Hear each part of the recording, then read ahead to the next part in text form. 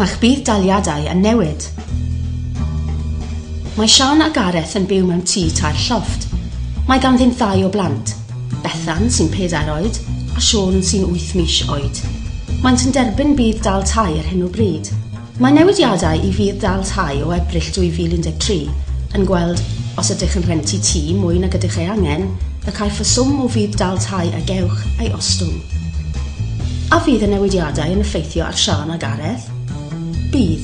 Dan y rheolau newydd, bydd ganddynt 1 lofft sbar, oherwydd y disgwylir i Bethan a Siôn rhannu llofft nes bydd Beth yn 10 oed. O fis Ebrill nesaf, ceiff ei bydd-dal tai ei ostwng gan £4.10 yr wythnos, sy'n golygu y bydd yn rhaid iddynt ganfod arian ychwanegol bob wythnos i dalu ei rent. Mae rhai pobl yn galw hyn yn dreth llofftydd, neu dreth ystafelloedd gwely. Amcan gyfrifir y bydd y dreth llofftydd yn taro ar 10,000 o bobl yng Nghymru. Faint o lofftydd allaf i ei cael? Dan y rheolau newydd, caniateir 1 llofft i chi ar gyfer y dilynol. Pob cwpl mewn oed. Unrhyw berson arall 1 ar 15 oed neu drosodd, yn cynnwys gofalwr nad yw fel arfer yn byw gyda chi, ond sy'n darparu gofal dros nos os ydych chi neu'ch partner ei angen. Unrhyw blentyn arall. 2 blentyn dan 10 oed o ba bynnag rhyw. 2 blentyn o'r un rhyw dan 1 ar 15 oed. Nid o bwys sut y defnyddir y llofft sbar. Bydd y rheolau newydd yn weithredol hyd yn oed os oes angen i chi eich partner cysgu ar wahân oherwydd cyflwr meddygol. Os oes gennych blant sydd â chyfeiriad parhaol mewn man arall, ond bod gennych ystafell sbar ar gyfer pan maent yn aros gyda chi. Beth ddylwn ni ei wneud? Os ydych yn poeni am allu talu eich rent o fis Ebrill 2013, dylech geisio cyngor yn awr. Os caiff eich bydd-dal tai ei dorri a'ch bod yn gorfod talu'r gwahaniaeth bob wythnos, bydd yn rhaid i chi dalu hyn yn uniongyrchol i'ch landlord. Mae nifer o ffyrdd o wneud hyn.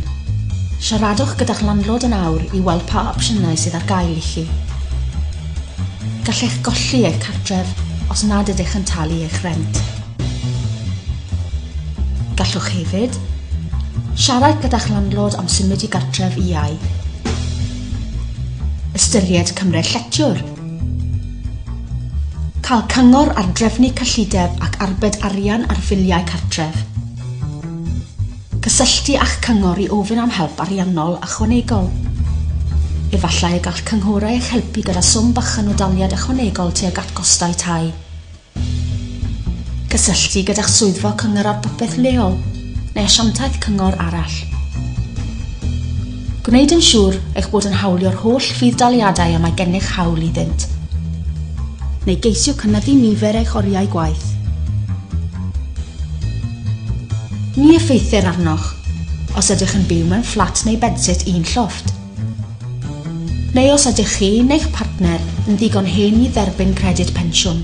Bydd yr oedran credyd pensiwn yn Ebrill 2013 tua 61 mlwydd a 6 mis oed. I gael mwy o wybodaeth ar sefydliadau all rhoi cefnogaeth, logiwch i www.yourbenefitsarechanging.co.uk. Os hoffech siarad gyda rhywun am y newidiadau, ffoniwch dim 300 303 173 neu dextio CHANGE i 80018 a bydd cynghorydd yn eich ffonio nôl. Cawswch y neges yma gan Cartrefi Cymunedol Cymru.